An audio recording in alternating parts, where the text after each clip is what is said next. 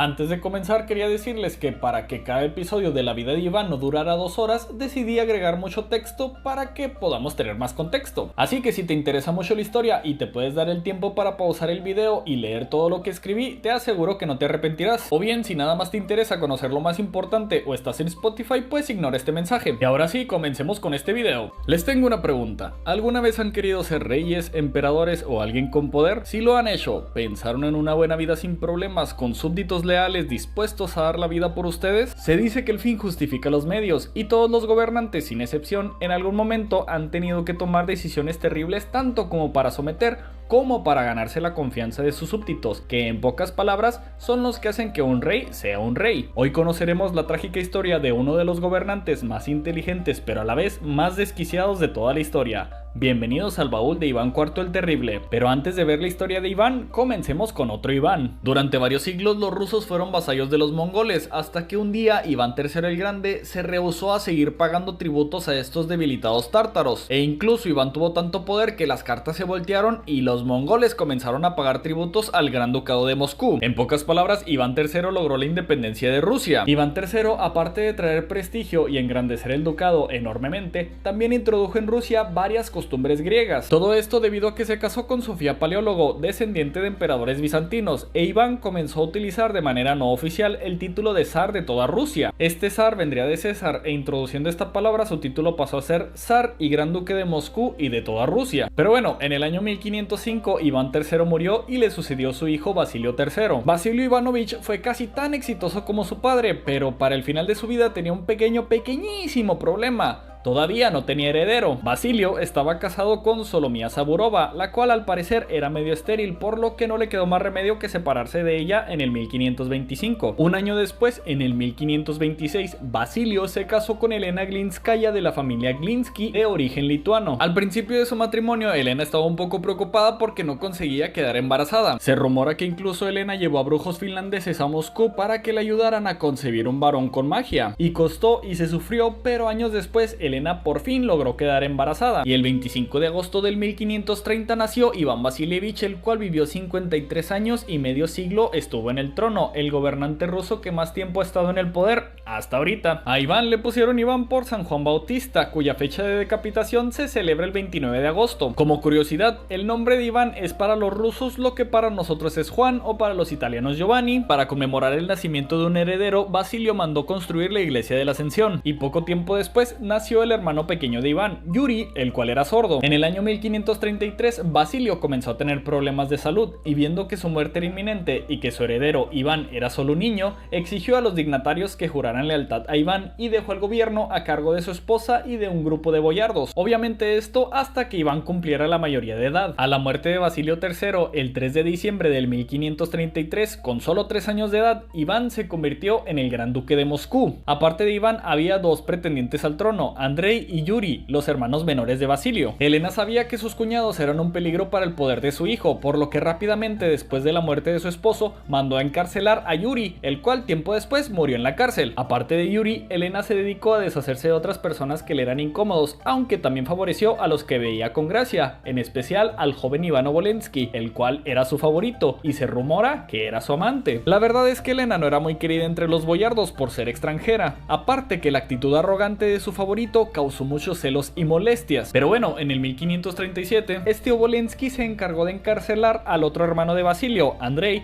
el cual también murió en la cárcel, y con esto no más problemas sucesorios. Desgraciadamente, en el 1538, Elena Glinskaya murió. Al morir tan joven, se sospecha que la ambiciosa familia de los Swisky fue quien la envenenó. Aquí lo importante y triste es que Iván, con tan solo 7 años de edad, fue privado de su madre y quedó huérfano. Después de la muerte de Elena, rápidamente los Swisky se deshicieron de Obolensky y se adueñaron de la regencia del gobierno, por lo que recibieron un poder casi ilimitado, el cual usarían de manera déspota, y esto provocaría una guerra entre familias de boyardos para ver quién tenía más grande el derecho a gobernar sobre Moscú. Para estos Swisky, Iván y Yuri solo eran unas marionetas las cuales utilizaban para legitimar todas sus barbaries, y sin nadie que los protegiera, el futuro zar y su hermano comenzaron a ser maltratados por esta familia. El propio Iván cuenta que Vasily e Iván Swisky no se inclinaban ante ellos cuando los veían, los insultaban, Iván los trataban como unos extraños o como unos pobres, e incluso los llegaron a privar de ropa y de alimentos. Y a raíz de todo esto, Iván comenzó a perder poco a poco su sensibilidad y a desarrollar una psique trastornada. En el 1540, Iván nombró a Iván Belsky como su consejero, lo cual restó un poco de poder a los Shuisky, y en el 1542 fue ascendido a metropolitano de Moscú, Macario. Este Macario tomaría a los niños bajo su protección y a partir de ese momento y hasta sus últimos días de vida ejerció una gran influencia en Iván. Poco tiempo después, Iván Belsky fue asesinado y Fyodor Vorontsov fue exiliado por orden de los Shuisky, que intentaban a toda costa mantener su poder, pero Iván ya no era el mismo niño de antes y a partir del 1543 decidió que él y solo él gobernaría, y a finales de ese año a Andrei Shuisky, que no quería verlo ni en pintura, lo acusó de traición y lo ejecutó lanzándolo a una jauría de perros, los cuales lo hicieron pedazos, y a este Andrei le tenía especial coraje porque un día puso sus sucias botas encima de su cama. Tras la ejecución de Andrei, los Shuisky perdieron todo el poder que tenían y todos los boyardos comenzaron a temer y a obedecer a Iván. Después de esto, con la ayuda de Fyodor Vorontsov, comenzó a profundizar en asuntos estatales, en asuntos militares. El problema con este Vorontsov fue que quiso gobernar igual que los Shuisky, ilimitadamente bajo el joven zar, pero Iván comenzó a sospechar de una posible traición y resulta que este Fyodor junto con otras personas estaban conspirando en contra del zar, por lo que todos fueron ejecutados y sus familias exiliadas. En el 1545 Iván alcanzó la mayoría de edad, convirtiéndose así en un gobernante de pleno derecho. Después de la caída del Imperio Bizantino, la idea de una tercera Roma fue algo que a muchos reinos obsesionó, y el concepto de una Moscú como la tercera Roma fue traído por Iván III el Grande, y por un tiempo la idea de un poder diferente estuvo rondando en Rusia a principios del siglo XVI. Esta idea llegó a ser parte de los pensamientos de Iván. Hay que recordar que es nieto de Sofía Paleólogo, la cual a su vez es nieta del emperador bizantino Manuel II Paleólogo, por lo que es legítimamente heredero de las tradiciones romanas, aunque se piensa que fue en realidad Macario el que estuvo molestando al pobre príncipe para que llevase su autoridad a otro nivel. Pero bueno, el príncipe Iván se rodeó de varias personas que lo enaltecieron, y así, el 16 de enero del 1547, el título de duque de toda Rusia fue abolido, e Iván fue coronado con el gorro de Mónaco como zar de toda Rusia. Con esto, Iván de la dinastía rúrica buscaba igualar su poder al de los sultanes otomanos o emperadores del Sacro Imperio Romano Germánico, aunque muchas naciones se tardaron en reconocer su nuevo título, y también la iglesia ortodoxa se tardó un poquito en reconocerlo como zar, y obviamente la iglesia romana lo mandó por un tubo. En la sede papal defendieron el derecho exclusivo de los papas a otorgar títulos reales, y aparte obviamente se rehusaron a reconocerlo por la pelea que tenían los católicos y los ortodoxos. A partir de esta coronación y de este nuevo título, a Moscú se le comenzaría a llamar más seguido como la tercera Roma. Y algo muy curioso es que Roma, Constantinopla o bien Estambul y Moscú comparten una misma característica: todas tienen 7 colinas. Y también el Gran Ducado de Moscú pasaría a ser el Zarato ruso, lo que sería más o menos como un imperio, pero no hay que confundir la época del Zarato con la época del Imperio ruso. Y el título de zar se usaría hasta la caída de los Romanov en el 1917. Al parecer, antes de su coronación, Iván quería casarse, pero Macario le sugirió que primero se convirtiera en zar para que su matrimonio fortaleciera su posición en el gobierno, pero no quería casarse con una extranjera como sus antecesores, así que después de su coronación, lo primero que hizo fue ordenarle a sus boyardos que llevaran a sus hijas, sobrinas, nietas, a toda mujer hermosa y digna de ser esposa del nuevo zar a Moscú, y se organizó un desfile de novias al estilo bizantino, en lo que básicamente es llevar a muchas mujeres frente al gobernante para que escoja a la que más le guste y casarse con ella. Se dice que fueron más o menos 1500 mujeres las que llegaron con regalos dispuestas a casarse con Iván, e Iván las examinó personalmente a todas, y la elegida fue Anastasia Romanovna, la primera de la familia Romanov en llegar al poder. La boda entre Iván y Anastasia se celebró el 3 de febrero del 1547. Al parecer el zar no se dejó llevar por la nobleza de la familia, sino por los méritos personales de Anastasia, y esto trajo consigo muchos celos entre las familias más poderosas, e incluso acusaron al zar de deshonrarlos. Pero bueno, hablemos un poco de Anastasia. A Anastasia le encantaba bordar y muchas de sus obras se han conservado hasta la actualidad. Algo que no hacía era interferir en los asuntos del gobierno, pero tenía un odio especial hacia el arcipreste Silvestre. La mejor manera de describir a Anastasia llega por parte de Jerome Horsey, el enviado de la reina Isabel I de Inglaterra. El inglés escribió: es una reina sabia, virtuosa y piadosa, influyente y venerada por sus súbditos. El gran duque era joven y de mal genio, pero ella lo gobernó con asombrosa mansedumbre e inteligencia. Sin duda, ella era una luz en la mente oscura y retorcida de Iván. Los parientes del zar de la familia Glinski con la coronación de Iván apenas estaban fortaleciendo sus posiciones cuando sucedió el gran incendio de Moscú el 21 de junio del 1547. El clima seco de la temporada y el fuerte viento propiciaron las condiciones para que este incendio fuera una gran catástrofe.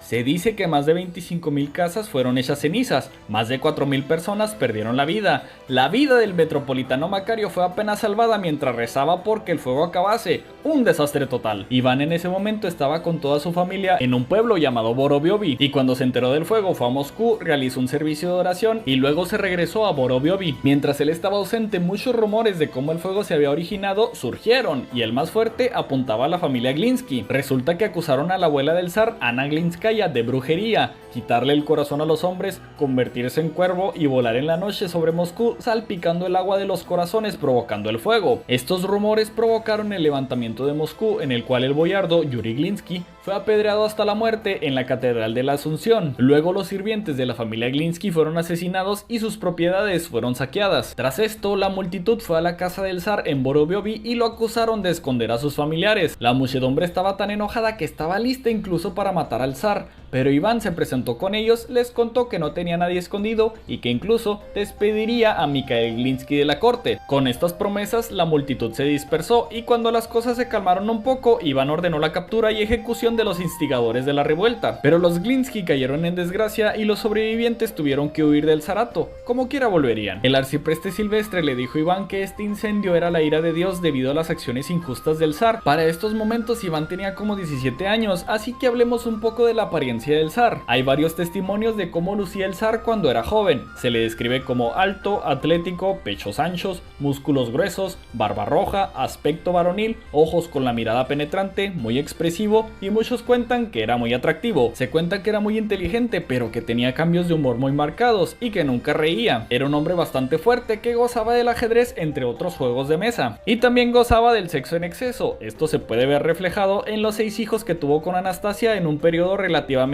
corto, y se cuenta que trató de violentar a muchas mujeres y a otras simplemente las tomaba. Iván llevaba consigo un bastón, el cual, aparte de darle un aspecto más varonil, simbolizaba el poder y la dignidad del zar, y era muy tolerante con las demás religiones, excepto con los judíos, tal vez porque en el pasado su abuelo, Iván III, tuvo un problema con unos judíos muy mala onda. Iván contaba con una memoria fenomenal, fue un orador magnífico y le encantaba leer. Iván era una persona muy religiosa, nada más que a su manera. El hecho de ser una persona pasional, cruel y orgullosa no era algo recomendable para un discípulo de Cristo, ¿verdad? Se cuenta que Iván solamente era cruel con los que según él merecían crueldad, y con los demás, con el pueblo, era justo y amable. Pero bueno, el gobierno de Iván se puede dividir en dos partes, la locura controlada y la locura desatada. Comencemos con la primera. Iván, a partir del 1549, formó un grupo selecto conocido como el Consejo Elegido. Entre los miembros de este Consejo Elegido estaban Silvestre, que no dejaba de comerle la oreja a Iván, Macario, obviamente, Alexei Adashev, consejero y confidente del zar, el traidor de Alexandrei Kursky y otros boyardos que no importan mucho. Ese mismo año se formó el Zemsky Sobor, una asamblea donde asistían el zar, nobleza, clero y demás gente importante y no tan importante. Se creó con el fin de que casi todos tuvieran voz y voto en temas administrativos, políticos, económicos, etc. En pocas palabras, la monarquía parlamentaria rusa tomaba forma. También estaba otro consejo llamado la Duma Boyar. Esta Duma era esencialmente lo mismo, pero con puros aristócratas. Este tipo de asambleas ayudó mucho en la creación del Sudebnik en el 1550. Este Sudebnik era un código de leyes que contenía 100 artículos y que más o menos sería como una constitución. Con este Sudebnik se le dieron más derechos a los campesinos, quitó algunos derechos judiciales a los aristócratas, propiciaba la participación activa de las comunidades locales, entre otras muchas cosas. Ese mismo año se creó el cuerpo de los Streltsy, los cuales eran unos arqueros de fuego armados con mosquetes y sables, y estos Streltsy serían muy determinantes en futuras batallas. En el 1551 se celebró el Concilio de los 100 capítulos, en el cual se crearon varios reglamentos eclesiásticos, se unificaron ritos e Iván pidió la reconciliación por las buenas de todos con todos, porque al final de todo todos eran cristianos. Hace mucho tiempo Gengis Khan creó un imperio universal donde no se ponía el sol. Después ese imperio creció y luego se dividió. A uno de esos mini imperios que se dividió del imperio mongol se le conoció como la Horda de Oro. En algún punto de la historia esa Horda de Oro se disolvió. De la Horda de Oro se desprendieron varios reinos conocidos conocidos como kanatos, y los más cercanos a Rusia eran el kanato de Astracán, el kanato de Kazán y el kanato de Crimea. Pues resulta que las relaciones entre el kanato tártaro de Kazán y los rusos fueron muy tensas, lo que provocó varias guerras, y también estos tártaros tenían como costumbre hacer incursiones en terreno ruso, por lo que se dice que para mediados del siglo XVI había alrededor de 100.000 cautivos rusos en Kazán, y primero intentó anexarlos con política, ayudando a Shah Ali a sentarse en el trono de Kazán, pero pronto Safa Giray, un antirruso con apoyo de los tártaros de Crimea, logró hacerse con el trono. Entonces Iván decidió anexarlos por la fuerza, por lo que comenzó dos campañas infructuosas contra Kazán, una en el 1547 y la otra en el 1550, y aunque otra vez buscó una anexión pacífica, de nuevo no tuvo resultados, por lo que en el 1552 el zar se lo tomaría más en serio y reunió a un ejército de 150.000 soldados y 150 piezas de artillería, y para el 23 de agosto las tropas del zar tenían a Kazán rodeado, y aunque los 60.000 soldados defensores intentaron romper el asedio, todo fue en vano. El asedio a Kazán fue corto pero muy salvaje, y el 2 de octubre se dio el asalto decisivo y la ciudad fue capturada, y pasó lo de siempre, la población civil fue masacrada y toda la ciudad fue saqueada, y sobre todo el zar cumplió su objetivo de expandir el zarato en la región del Volga, y en ese mismo año nacería su primer hijo con Anastasia, Dmitri. En el 1553 Iván introdujo la imprenta a Rusia. La razón principal para esto fue el gran número de errores en los libros escritos a mano para la adoración, debido a que los escribas eran medio analfabetas. Tales errores condujeron a discrepancias en los textos, herejías y una posible división en la iglesia, así que el zar junto con el metropolitano Macario decidieron corregir estos defectos con ayuda de la impresión. Sin embargo, hubo mucha oposición a estas nuevas tecnologías por parte de muchos escribas y eruditos, por lo que hubo protestas muy violentas que culminaron con el incendio del patio de impresión de Moscú. A pesar de la resistencia inicial, pronto el zar la traería de vuelta con mucho más éxito. Ese año el zar fue víctima de una enfermedad que casi lo manda a conocer a San Pedro. Sintiendo que estaba en las últimas, Iván exigió a los boyardos que juraran lealtad a su hijo Dmitri, pero muchos boyardos se negaron y pensaron que era mejor darle el trono a un primo de Iván. Hicieron esto básicamente porque pensaron que el zar no se recuperaría y moriría pronto, y porque según ellos no querían a un rey en pañales. Estos tontos boyardos al último terminaron jurando a favor de Dmitri, y al ver que el zar no había muerto y se estaba recuperando, tuvieron un poco de miedo. Iván, que se sentía muy benevolente, decidió que no habría represiones por esto. Sin embargo, comenzó a desconfiar de sus boyardos. Poco tiempo después de recuperarse de la enfermedad mortal, decidió que sería un buen momento para ir de peregrinaje al monasterio de Kirillov, y se llevó a su hijo Dmitri, el cual estaba siendo custodiado por su nodriza, y todo estaba saliendo bien hasta que la barca en la que iban se volcó. Y no se preocupen, todos los adultos lograron salvarse, el único que terminó ahogado fue el bebé Dmitri, y de cómo el pequeño Dmitri murió hay muchísimas versiones, pero se cuenta que San Máximo el Griego le había dicho a Iván: no te apresures a ir de peregrinaje, mejor cuida de las familias de las personas que murieron en Kazán. Si no me escuchas a mí que te aconseja según Dios, tu hijo irá pero no regresará. Obviamente Iván ignoró el consejo y miren cómo terminó todo. Pero bueno, pronto nacerían más hijos de Iván. Por ejemplo, su heredero Iván Ivanovich nació en el 1544 y Fiodor Ivanovich nació en el 1556, y aparte de ellos dos, con Anastasia tuvo varias hijas, pero nada más Iván y Fiodor llegaron a la edad adulta. Para celebrar sus resultados positivos en la anexión de Kazán en el 1555, el zar mandó construir la catedral de San Basilio. Esta catedral se terminó de construir en el 1560 y se le puso San Basilio en honor a San Basilio el Bendito. Este San Basilio era un hombre que iba vagando desnudo e iba haciendo milagros, y aparte de todo se llevaba muy bien con el zar. Su construcción fue encargada al arquitecto Postnik Yakolev, y se cuenta que después de terminar lo que sería su obra maestra, Iván le sacó los ojos para que no pudiera construir nada igual de bello otra vez, lo cual es mentira porque el zar le dio más proyectos. Imagínense un arquitecto sin ojos, pues obviamente no. En el 1551 se fundó en Londres la Compañía de Moscovia, la cual monopolizaría el comercio entre Inglaterra y Moscú, y en el 1555 recibió la Carta Real, por lo que esta compañía tuvo más legitimidad. Aparte del comercio, el propósito de esta compañía era la exploración. Por esos tiempos los españoles tenían el control absoluto del océano Atlántico, por lo que los ingleses estaban buscando una manera de llegar a Oriente sin pasar por ahí, así que crearon la ruta del Mar del Norte, o sea, navegar por todo el norte de Rusia. Aparte de esto, Isabel I de Inglaterra, la reina virgen, hija de Ana Bolena, de la cual por cierto ya tengo un video para que lo vean, e Iván IV se llevarían muy bien por correspondencia. También que se hablaba de uniones por medio de matrimonio, alianzas militares, e incluso Iván le preguntó si podría hospedarlo en caso de que tuviera que huir de Moscú, a lo que Isabel le dijo que sí, pero que trajera dinero porque ella no lo iba a mantener. Del 1554 al 1556, con el fin de expandirse, subyugó al Kanato de Astracán 2 veces. Resulta que el Khan de Astracán se puso a romper tratados con Rusia e incluso le secuestró a sus embajadores, y esta era la excusa que los rusos necesitaban para poder poder atacar. Iván mandó a 30.000 efectivos para ver qué se contaba este tal Kanyamgurchi, y al parecer todo esto fue muy fácil porque primero los rusos ganaron muy fácilmente en la batalla de la Isla Negra y luego la capital fue entregada sin pelear. Luego Iván decidió poner en el trono de Astracán a Dervish Ali, uno que se decía ser un prorruso. Sin embargo, este Dervish Ali terminó aliándose con los crimeos y los otomanos y traicionando al zarato, por lo que en el 1566 otra vez mandaron tropas para allá y otra vez Astracán fue capturada muy fácilmente. Pero en esta ocasión los territorios de Astracán fueron anexionados oficialmente al zarato y los rusos consiguieron una salida al mar Caspio. En el 1554 estalló otra guerra, ahora contra Suecia. Debido a que los rusos y los ingleses se llevaban muy bien, esto afectó económicamente a Suecia. Aparte, el rey sueco se sintió ofendido porque Iván no quiso recibir a su embajador en Moscú y lo recibió en Novgorod,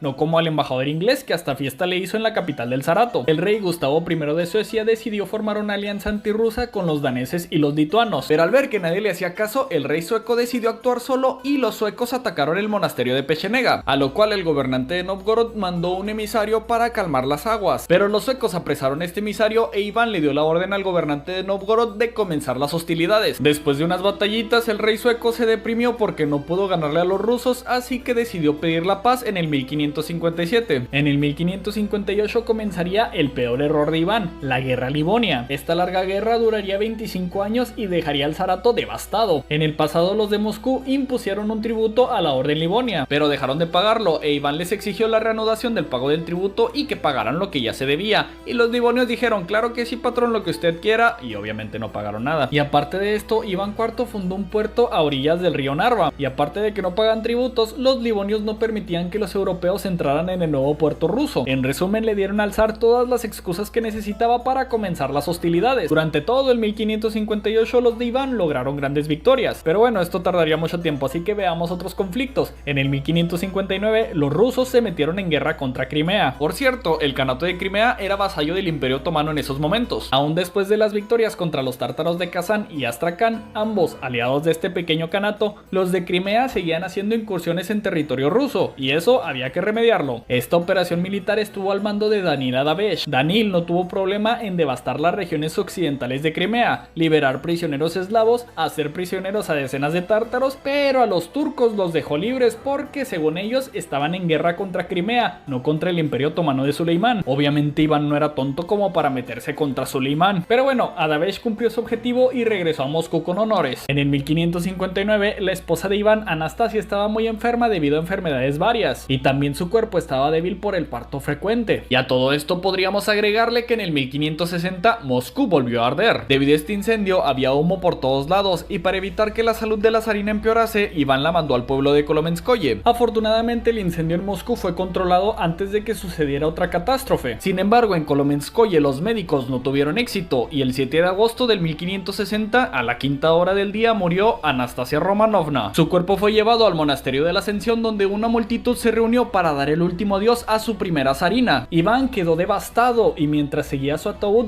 lloraba, gemía y vomitaba hasta el punto en que ya no podía mantenerse de pie. Ese día no solo Anastasia murió, también los días felices de Iván y de Rusia. Lo poco que tenía de humano desapareció y sus pensamientos se tornaron más oscuros. No solo había perdido a su esposa, sino también a su virtud. Y a partir de ese momento, Iván Vasilievich murió e Iván el Terrible había nacido. Iván acusó a sus boyardos y a gente cercana de haberle envenenado, lo cual un grupo de forenses en el 1990 confirmarían, pero él nunca supo la verdad, y aunque nunca tuvo pruebas claras para sustentar sus acusaciones, siempre estuvo en lo correcto. Después de Anastasia, Iván tendría otras esposas, las cuales no le duraban mucho, e Iván siempre las comparaba con Anastasia, por lo que nunca tuvo un matrimonio feliz de nuevo. Y a partir de la muerte de su esposa, comenzaría el libertinaje extremo de Iván, tan extremo que según el embajador inglés Jerome Horsey, el zar se jactaba de haber abusado de 1000 vírgenes y matado a miles de sus hijos, lo cual es una obvia exageración, pero bueno. Y debido a la muerte de su esposa, su paranoia aumentó y ya no se fiaba de nadie, por lo que comenzó una campaña contra sus más cercanos. Aparte de todo esto, la guerra livonia no se detenía, y para el 1560 los rusos ya controlaban Dorpat y Narva. O sea, sí, la guerra nunca paró, pero hubo una pequeña tregua. El punto es que Iván reanudó las hostilidades y tuvo una gran victoria en la batalla de Hermes. Pero resulta que la orden livonia, contra la cual estaba peleando Iván, pasó a ser protectorado del Gran Ducado de Lituania, y pronto a la guerra se le unirían los polacos, daneses, suecos y obviamente los lituanos. Debido a estas alianzas, el zarato sufrió un bloqueo comercial, y agregando la sequía y posterior hambruna, los años siguientes en Rusia para la gente fueron muy pesados. En el 1562 Unidos, Rusia y Dinamarca firmaron la paz, mientras los lituanos atacaban las regiones fronterizas con Rusia, y en la batalla de Nevel el consejero de Iván, Andrei Kurbsky, no tuvo los resultados deseados en contra de los polacos lituanos, por lo que después de orar mucho y consultarlo con el señor, decidió huir de la tierra de Dios y se pasó al bando de los lituanos, dándoles una gran ventaja en posteriores batallas. Esta deserción y posterior traición volvió a Iván un poco más loco. En el 1563 los de Moscú conquistaron Polotsk y hubo acercamientos de paz, los cuales Iván rechazó. Sin embargo, en el 1564 sufrieron una derrota en la batalla de Ula. Como quiera, esto no evitó el avance ruso y para finales de ese año capturaron la fortaleza de Oseriche. ¿Se acuerdan de este rollo del consejo elegido? Bueno, pues para el 1559 los miembros del consejo elegido habían caído de la gracia de Iván. Muchos de los boyardos habían perdonado las locuras de Iván porque Andrei Adavesh y Silvestre estaban a su lado, pero después de la muerte de Anastasia, el zar comenzó a ver enemigos por todos lados, y el terrible se volvió tan autoritario que no quería consejeros que estuvieran en desacuerdo con sus órdenes. Luego, Iván Adavesh cayó en desgracia y murió poco tiempo después, e Iván se separó de Silvestre, y por unos años los nobles estuvieron protestando constantemente, en parte porque muchos se oponían a la guerra livonia y también porque el zar limitó sus derechos y beneficios. En el 1561 Iván se casó con María Teriukovna, la cual cautivó al zar con su belleza, pero no pudo entrar en su corazón destrozado. Como quiera, esta María era igual que su esposo, fría y cruel. Se dice que fue ella quien convirtió a Iván en una persona más cruel de lo que ya era. Por cierto, con ella tuvo un hijo que murió al poco de nacer. En el 1563 nuestro querido Macario murió,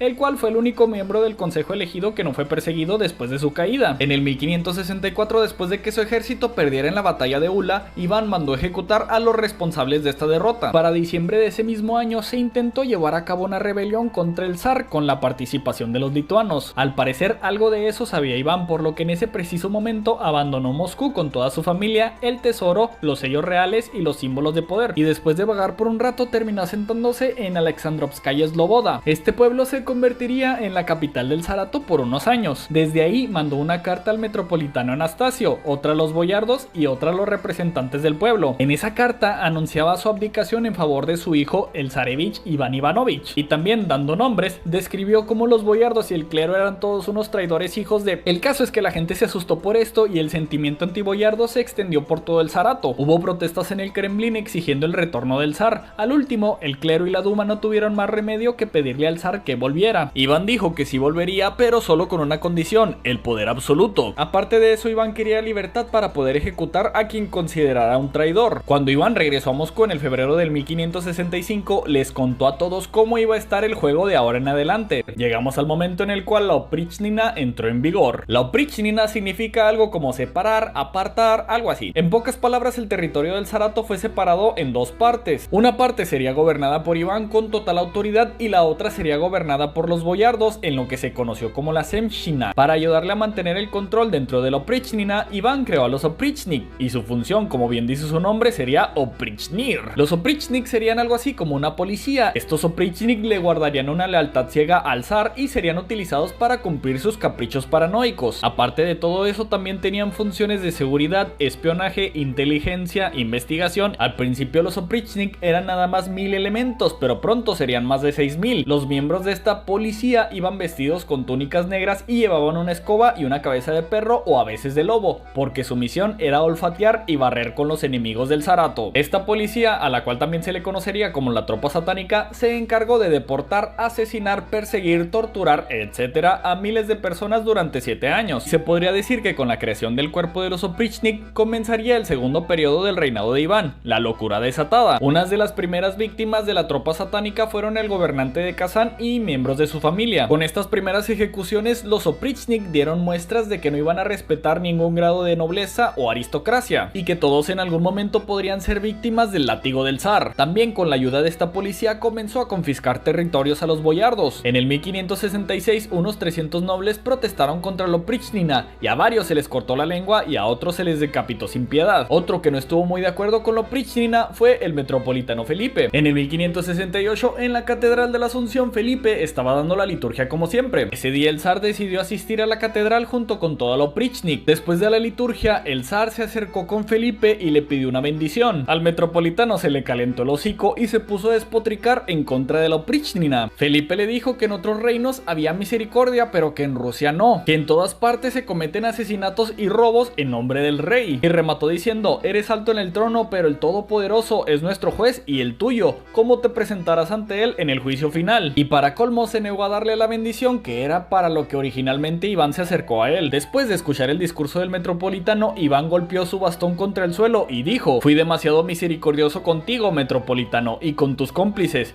pero haré que paguen. Al día siguiente comenzaron las ejecuciones y los asesinatos, y entre ellos cayó el príncipe Vasily Pronsky, pero antes de matarlos fueron torturados para obtener testimonios sobre los planes de Felipe contra el zar. Debido a lo venerado que era Felipe en el zarato, Iván el Terrible no podía simplemente deshacerse de él, por lo que necesitaba armar un caso en su contra, por lo que necesitaba testimonios. Al último hubo un juicio eclesiástico, y antes de que se diera el veredicto, Felipe entregó todo y dijo: ya no soy metropolitano, estoy haciendo lo que tú quieres. Al último fue encarcelado y privado de su santidad de metropolitano. Mientras estaba encarcelado, el zar dio instrucciones exactas de cómo debería de ser torturado. En pocas palabras, era traer grilletes todo el tiempo, pero se cuenta que los grilletes de Felipe cayeron milagrosamente. Cuando informaron de esto al zar, decidió que ya no deberían de torturarlo más, pero Iván se decidió por visitar al sobrino de Felipe. El zar mandó decapitar al sobrino de Felipe y luego le envió la cabeza a su celda, y también le envió una nota diciéndole: aquí está tu pariente, tus encantos no le ayudaron al final. En el 1569, Maliuta, uno de los líderes de la Oprichnik, fue a ver a Felipe en su celda y le pidió una bendición, a lo que Felipe se negó, y después de eso Maliuta fue a quejarse de que en la celda de Felipe hacía mucho calor,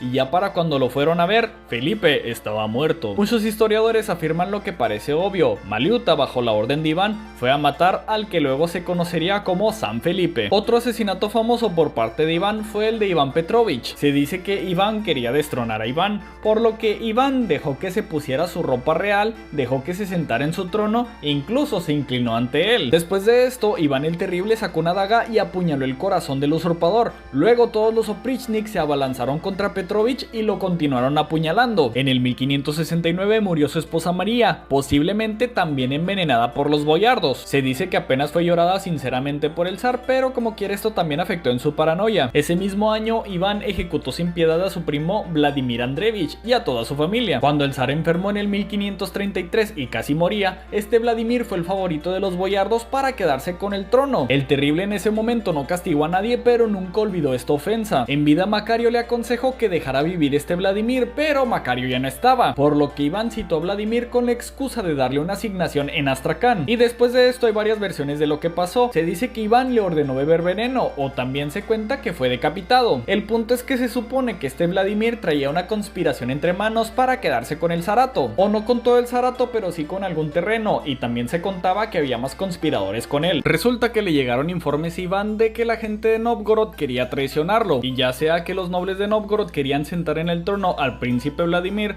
o que querían entregar Novgorod a la recién creada mancomunidad polaco-lituana, unas vagas acusaciones fueron suficientes para que el zar mandara a toda su Oprichnik a investigar en lo que se conoció como la campaña contra Novgorod. Durante el final del año 1569 y el comienzo del 1570 hubo ejecuciones en masa, saqueos, incendios en Ter, Klin, Torshov, Novgorod, y no se hizo distinción entre partidarios suyos o detractores. El zar simplemente quería ver sangre correr. Antes de la llegada del zar con su tropa satánica hubo una peste y una pérdida de cosechas, y cuando llegaron los Oprichnik destruyeron una reserva de alimentos, lo que ocasionó una hambruna que mató a más gente que la misma Oprichnik, y al parecer para no morir de hambre la gente tuvo que recurrir al canibalismo. Por orden del zar, mucha gente, sin importar su sexo, edad o santidad, fueron ejecutados de diferente manera. Algunos fueron quemados, otros fueron ahogados, otros fueron hervidos, otros fueron hasta fritos. Incluso el obispo Pimen, que era un fiel partidario del zar, fue encarcelado y ejecutado. En los planes de esta campaña incluía visitar Pskov, que por cierto es el lugar de nacimiento de Olga de Kiev, a la cual ya le dediqué un video para que vayan a verlo. Pero bueno, cuando el zar se dirigió a Pskov para arrasarla, los locales lo recibieron con pan y sal, en señal de bienvenida. En eso apareció el santo Nicolás Salos y le gritó: Iván, come nuestro pan y no la sangre de los cristianos. Al parecer, estas palabras le causaron al zar una gran impresión, por lo que le ordenó a la Oprichnik saquear la ciudad, pero sin maltratar a los ciudadanos. Después se volvió a encontrar con Nicola cuando este lo amenazó con maldiciones si se atrevía a saquear las iglesias, a lo que el zar hizo caso omiso y saqueó la iglesia de la Trinidad, robándose las campanas. Sin embargo, mientras estaban removiendo las campanas, el caballo preferido de Iván murió imprevistamente. Golpeado por este hecho, el zar fue a la celda de Nicola para pedirle su bendición. El santo entonces le ofreció un pedazo de carne a Iván. El terrible, como buen cristiano que era, no se atrevió ni a tocarla porque no se debía de comer carne en la cuaresma, a lo que Nicolás le respondió: sin embargo, ¿no te da vergüenza beber sangre? Golpeado por tercera ocasión por las palabras del santo, el terrible ordenó que toda la Oprichnik abandonara inmediatamente Pskov. Al último, la pregunta es: ¿cuántos muertos ocasionó este tour de la destrucción 1569-1570? Los números son inciertos, pero se dice que en el 1570 se encontró una fosa con 10.000 cadáveres. En esa fosa fueron enterradas todas las personas que murieron debido a la Oprichnik, pero también a los que murieron por la peste y hambruna. Obviamente esto tampoco cuenta todos los demás muertos que no fueron enterrados, pero bueno, el punto es que la campaña contra Novgorod fue algo terrible, y aparte de los miles de asesinatos, muchísimas personas fueron deportadas. Pero la tropa satánica ya no tenía freno. Durante el 1570 y el 1571 estuvieron en Moscú aterrorizando a la población con ejecuciones de diferentes maneras. Hubo apuñalados, colgados, hervidos, etc. Y cuando la gente creyó que las ejecuciones iban a parar, se reanudaron repentinamente y cayeron varios importantes, como el príncipe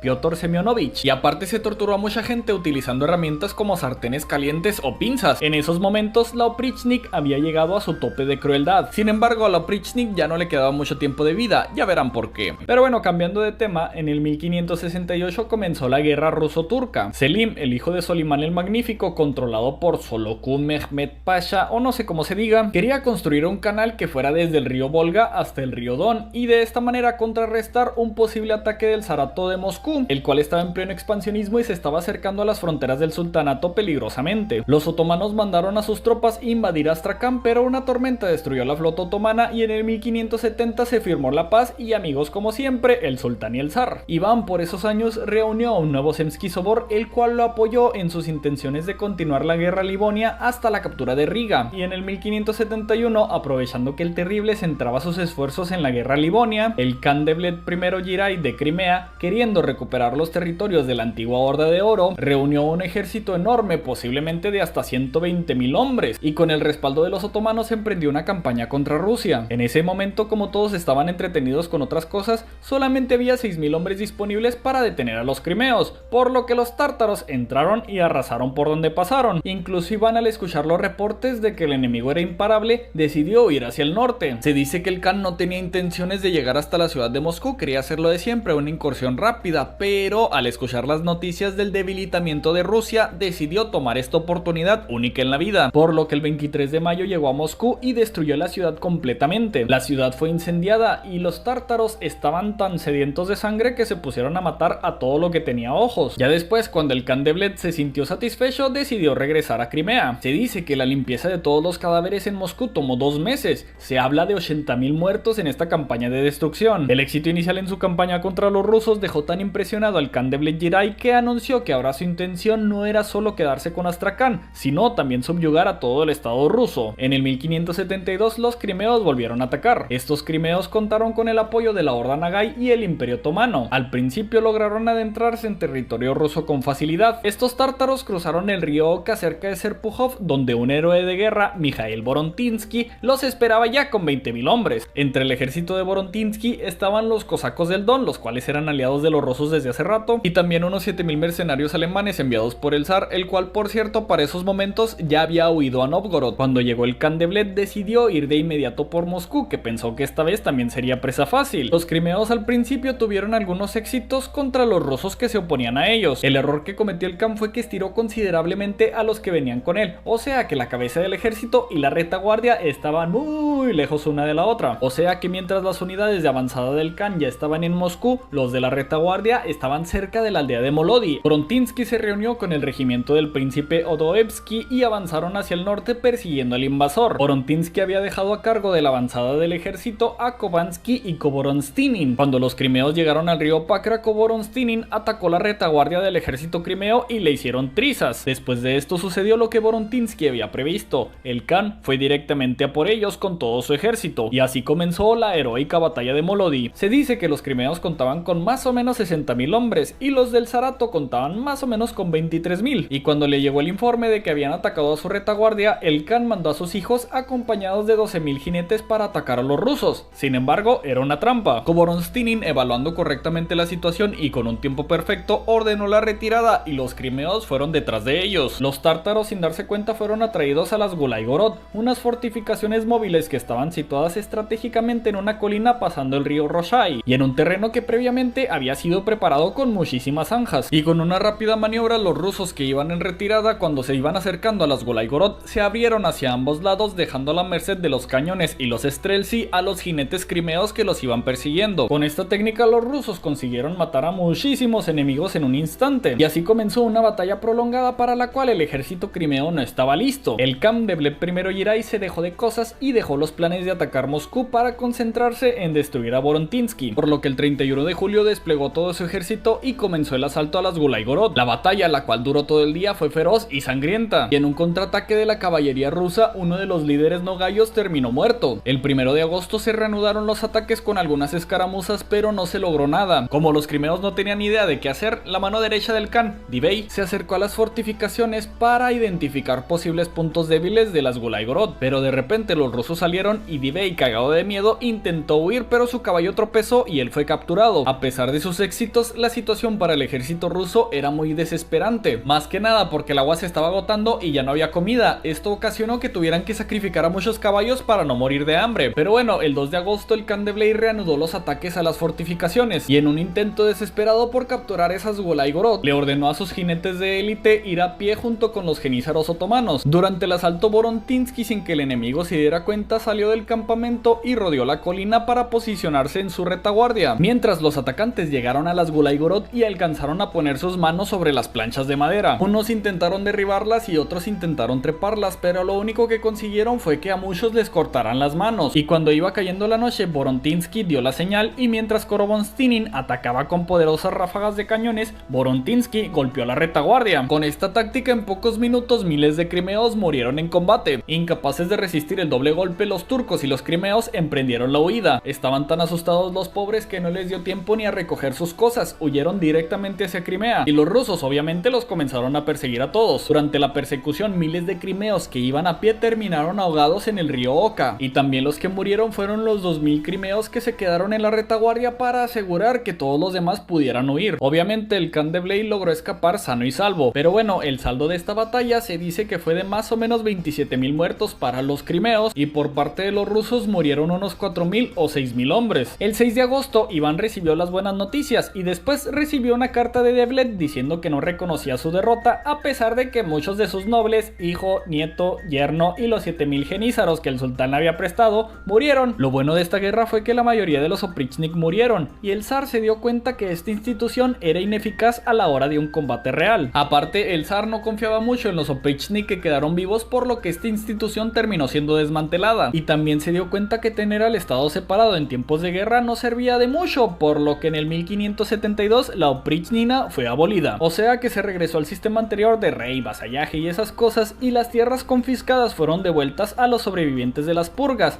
y a los que no sobrevivieron, pues con la pena ni modo, sus tierras se quedarían en manos del zar. Después de esto se redujo la represión masiva, e incluso la palabra oprichnina fue prohibida. Lo triste de todo esto fue que poco tiempo después de la guerra, el héroe Vorontinsky fue acusado de traición y torturado personalmente por el zar, para luego ser mandado al exilio y morir poco tiempo después. Como ya les conté, en el 1569 su esposa María murió posiblemente envenenada, por lo que en el 1571 se casó con Marfa Vasilevna, la cual también murió envenenada 2 semanas después de la boda. En el 1572 se casaría con su cuarta esposa, Ana Alexevna, la cual no murió envenenada, pero fue tonsurada y mandada a un monasterio como una monja por orden de Iván. Aún no se sabe cuáles fueron sus motivos para hacer esto. El punto es que este matrimonio solo le duró 4 meses. En el 1573 se casó con María Dolgorukaya. Se dice que cuando se casó con ella y se enteró de que no era virgen, Iván la condenó a morir ahogada. Esta historia parece ser mentira, o por lo menos se pone en duda, porque la primera vez que se le menciona fue en el siglo XIX y no se han encontrado ni su nombre en las fuentes de la época ni su tumba. En el 1574 Iván se casó por quinta vez con Ana Grigorievna. Iván decidió que la tonsuraran y se divorció de ella poco tiempo después. En el 1575 Iván se casó con Vasilisa Meletievna. Su existencia está en duda, pero se dice que ella pudo haber sido la viuda de alguna víctima del oprichnik y que luego ella fue ejecutada también. O bien se dice que Iván hacía algún tipo de ceremonia para casarse con señoritas sin ninguna legitimidad, solo para yacer con ellas, o que sí se casaron pero fue envenenada y enterrada con su amante. Pero bueno, en el 1580 llegaría su última esposa, María Fedorovna, siendo la sexta, séptima u octava esposa del zar. Con ella tuvo a su hijo Dmitri Uglinsky. Este Dmitri es muy importante porque se supone que murió, pero luego alguien apareció diciendo ser ese Dmitri que no murió en realidad y juntó los apoyos necesarios para invadir Rusia para después convertirse en zar y luego ser derrocado, y después aparecerían más falsos Dimitris, pero bueno, esa es otra historia. En el 1575 el zar abdicó de nuevo y puso en el trono a Simón Bekbulatovich. Este era un tártaro que había sido recientemente bautizado. Obviamente Iván siguió siendo el gobernante. Al parecer el Terrible hizo todo esto para quitarle a la iglesia tesoros, tierras y después volver a tomar el poder para luego devolver a la iglesia parte de lo que había confiscado. Otras suposiciones dicen que Iván quería intensificar el terror bajo el nombre de otra persona, o bien tener una mejor política exterior porque con él todas las relaciones exteriores se fueron al carajo. También se cuenta que puso este tártaro en el trono porque una predicción decía que él iba a morir en ese año. Pero bueno, haya sido como haya sido, 11 meses después Iván volvió al poder y a Simón lo premió concediéndole el ducado de Tver. Pero bueno, continuamos con la guerra livonia. En el 1574 se rechazó un ataque sueco y para el 1576 casi se llegaba al objetivo de Rusia, llegar a Riga, pero debido al periodo de Oprichnina, las varias guerras en diferentes frentes y a las purgas constantes, los rusos estaban casi en la ruina. Y así con ambos bandos jodidos entramos a la última fase de la guerra, la cual también se conoce como la guerra ruso-polaca del 1577. El ejército ruso de 50.000 hombres volvió a sitiar Rebel en el 1577, pero no fue posible tomar la fortaleza. En el 1578 Koborostinin tomó la ciudad de Oberpalen. En el 1579 los polaco-lituanos bajo el mando del rey Stefan Batory recuperaron Polotsk. El zar, posiblemente harto de todo, pidió la paz y le propuso a Batory darle toda Livonia a excepción de 4 ciudades. Sin embargo, Batory, que en ese momento estaba corto de dinero, dijo que no y exigió todas las ciudades de Livonia y una gran cantidad de dinero como indemnización si quería la paz. Obviamente esto enfureció a Iván como no tienen idea y la guerra continuó. Los polacos necesitaban dinero para seguir atacando a Rusia, por lo que pidieron dinero prestado al Sacro Imperio Romano Germánico y ya con el dinero suficiente continuaron con la guerra. Al mismo tiempo los suecos atacaron a Rusia. Iván, al ver que todo iba mal, incluso envió un embajador con el Papa para que le ayudara a buscar una paz con Polonia. Al ver que Suecia se estaba comiendo terreno del zarato, apresuró la paz con Polonia buscando aliarse con ellos para atacar a Suecia, lo que concluyó en la paz con Polonia por fin. La guerra terminó en el enero del 1582 con la firma del tratado Jan-Zampolski. En este tratado se firmó una tregua de 10 años y Rusia tuvo que renunciar a toda Livonia y a las tierras bielorrusas. Y aparte, el zar quería que se restaurara el status quo ante bellum, o sea que todo fuera bonito como antes de la guerra. Lo que yo no entiendo es a qué se refería Iván con antes de la guerra, porque hasta donde yo recuerdo, su mamá, su papá y su abuelo atacaron sin piedad a Lituania, y a diferencia de él, ellos sí le ganaron. No obstante, la guerra contra los suecos continuaba. Los suecos intentaron capturar la fortaleza de Oreshek, pero fracasaron y poco tiempo después, en el agosto del 1583, se llegó a un acuerdo de paz, y se podría decir que ya por fin, después de un cuarto de siglo, la guerra livonia acabó oficialmente. A pesar de recibir puras malas noticias en el frente occidental, en el frente oriental todo iba de maravilla. Debido a la expansión del zarato hacia el este, los tártaros comenzaron a atacar las regiones fronterizas con Rusia, y concretamente estos siberianos atacaron los territorios rusos que eran propiedad de la familia Stroganov, los cuales eran unos mercaderes con mucho dinero. Al ver los problemas en la frontera oriental, Iván le permitió a los Stroganov tener su ejército propio. Por mucho tiempo, unos guerreros muy fieros, conocidos como los cosacos del Don, se dedicaron a atacar y joder a los rusos constantemente. Al ver que sería muy molesto meterse en problemas con ellos, varios aristócratas o príncipes decidieron mejor contratarlos como mercenarios, y los Stroganov decidieron contratar a uno de estos líderes cosacos llamado Yermak Timofevich. A mí se me hace muy curiosa esta parte porque al principio Yermak lo contrataron con el fin de defenderse de los ataques de los siberianos, pero naturalmente, por así decirlo, su tarea de protección cambió a la de exploración y conquista de la Siberia. Y esta contratación resultó ser una maravilla porque resulta que los exploradores liderados por Yermak se abrieron paso relativamente fácil y muchas tribus aceptaron formar parte del zarato. Obviamente hubo 1 o 2, 3 disparos, pero nada se le salía de las manos. Sin embargo, el Khan Kuchum del Kanato de Siberia no se iba a dejar conquistar fácilmente y quería pelea, y Yermak resultó ser muy bueno para esto de las batallas, y se enfrentaron en la batalla del Cabo Chubash, en la cual Yermak derrotó a Kuchum sin ningún problema, y ya sin ninguna oposición en el 1582 Yermak capturó Kashlik, la capital del Kanato siberiano. El líder cosaco Yermak, para informar de estas conquistas, mandó un mensajero a Iván, y el zar estaba tan alegre que los colmó de regalos. Aquí el punto es que con Iván comenzaría la conquista de Siberia, la cual todavía tardaría mucho tiempo. Iván en sus últimos años de vida no se la pasó tan bien que digamos. Físicamente se habla de un un zar con sobrepeso y un rostro cubierto de arrugas, y obviamente se dice que su demencia alcanzó un nuevo nivel. Y para hundirlo más en la tristeza, en el 1581 Iván Ivanovich, el heredero del zarato, murió. Al parecer Iván mató a su propio hijo, pero ¿cómo sucedió esto? Bueno, pues hay varias versiones. La que creo yo que es la versión más extendida es la que cuenta que un día en Alexandrovskaya Sloboda, la esposa de su hijo, Elena, la cual estaba embarazada, estaba acostada en un banco y en ropa interior. Ella, pensando que nadie entraría, se sentía con la libertad de vestirse un poco más cómoda. Sin embargo, Iván entró de improviso y, como siempre, ella se puso de pie para saludar al zar. Iván, viéndola casi desnuda, se alteró pensando que ella era un indecente y la golpeó en su rostro y luego la golpeó fuertemente con su bastón. Estos golpes provocaron que al día siguiente ella abortara. Iván Ivanovich fue rápidamente a reclamarle al zar por haber golpeado a su esposa, pero el zar entró en cólera y lo golpeó fuertemente con su bastón en la cabeza. Se dice que esto fue lo que le dijo Iván para que su padre se enojara: encarcelaste a mi primera esposa sin ninguna razón en un convento, hiciste lo mismo con mi segunda esposa y ahora golpeas a la tercera para destruir al hijo que lleva en su vientre. Después de herir a su hijo, convocó desde Moscú a los mejores médicos, sin embargo nada pudieron hacer y su hijo murió al quinto día. Otra versión cuenta que sí lo golpeó, pero no murió de eso, murió de un derrame cerebral tiempo después. Otra versión, entre comillas, más fiable, cuenta que cuando se perdió Pskov en la guerra Livonia, el zarevich Iván se acercó con su padre y le exigió que lo enviara con un ejército para expulsar al enemigo, liberar Pskov y restaurar el honor de Rusia. El terrible entonces lo acusó de ser un rebelde y querer un ejército para conspirar con los boyardos y destronarlo. Luego el zar lo hirió con una vara afilada para luego rematarlo con un golpe en la cabeza. Su hijo cayó empapado en sangre e Iván en ese momento despertó del trance y se dio cuenta de lo que hizo. Con la cara pálida, envuelto en terror y en frenesí, exclamó: «Maté a mi hijo», y se acercó a besarlo, abrazarlo y oró a Dios en misericordia y le pidió perdón a su hijo, pero ya era demasiado tarde. Estas son las versiones, ustedes elijan la que quieran creer. Lo único cierto es que Iván el Terrible sufrió como no tienen idea y se arrepintió de ello todo lo que le restaba de vida. Con la muerte de Iván Ivanovich, el heredero pasó a ser Fiodor, el cual era un incompetente al cual le gustaba tocar campanas. Los últimos años de vida de Iván fueron terribles porque, aparte de todo lo que sucedió, él estaba enfermo físicamente. Al parecer desarrolló osteofitos, o sea, protuberancias en sus vértebras, las cuales le impedían moverse con libertad, por lo que siempre necesitaba de asistencia para ponerse de pie o incluso caminar. También, por andarle dando mucho gusto al cuerpo, sufrió de sífilis, lo que lo llevó a tomar un tratamiento de mercurio, lo cual le provocó daños a su salud irreparables. En el 1583, al parecer arrepentido de todos sus terribles actos, quiso ganarse el cielo buscando el perdón por todos lados, por lo que otorgó el perdón a todos los boyardos que ejecutó y donó grandes cantidades de dinero a los monasterios para conmemorar sus almas. Básicamente hizo una lista de gente que se arrepentía de haber ejecutado y les hizo llegar el perdón a través de misas y oraciones. Miles murieron bajo su reino de terror y aún así dejó a mucha gente fuera de estos listados. Pero bueno, ¿ustedes de verdad creen que se haya arrepentido? Iván trasladó de nuevo la capital a Moscú y en sus últimos años se dedicó a asuntos estatales y a jugar ajedrez. El 16 de marzo del 1584 el zar cayó inconsciente y unos días después, el 18 o el 28 de marzo dependiendo de la fuente, mientras estaba jugando ajedrez con su consejero Bogdan Belsky, el zar murió de repente. Su cuerpo fue sepultado en la catedral del Arcángel Miguel del Kremlin de Moscú y, como todo en su vida, también hay muchas versiones de su muerte. Se supone que se murió de un derrame cerebral mientras jugaba ajedrez, aunque muchos forenses e historiadores afirman que él murió envenenado, o también se dice que fue estrangulado, y las acusaciones del artífice de la muerte del zar todavía no cesan. Algunos dicen que fue Boris Godunov, otros que fue Bogdan Belsky, otros que fueron los dos. Pero bueno, el hijo de Iván, Fiodor, le sucedió en el trono, y debido a que Fiodor murió sin hijos, hubo un problema sucesorio y comenzó un periodo tumultuoso en toda Rusia. A Fiodor se le considera como el último gobernante de la rama moscovita de la dinastía rúrica, la cual gobernaba la zona desde el siglo IX, aunque también estuvo Basilio IV, que también era parte de la misma dinastía. Como quiera, pronto llegaría la dinastía Romanov a hacerse con el poder. Cuando se habla de Iván el Terrible, las opiniones están divididas. Obviamente estaba loco y gobernó con exceso de terror, aunque también hay que recordar que hay mucha leyenda negra acerca de él, ya que como tenía muchos enemigos, pues esos enemigos hacían propaganda negativa en contra de él y mucho de eso se quedó en los anales de la historia. Pero también hizo cosas buenas como introducir la imprenta, querer acabar con el analfabetismo, promocionar las artes, y sí, al final de su reinado perdió varios territorios, pero hay que recordar que se anexionó a Kazán, Astracán y Siberia. Y lo más importante en mi opinión es que durante el reinado de Iván se fortalecieron dos cosas muy importantes: las fuerzas armadas y la administración. Y según las fuentes, no todo el mundo estaba en contra de él. De hecho, tenía muchos partidarios y la gente lo amaba. Obviamente en la segunda parte de su reinado él perdió muchísimos apoyos, por lo terrible que era. Ya que estamos hablando de esto, el apodo oficial del terrible sería Grozny. Grozny al parecer se podría traducir como el terrible, pero se supone que lo estamos traduciendo de manera incorrecta, por lo que el significado real de este Grozny sería: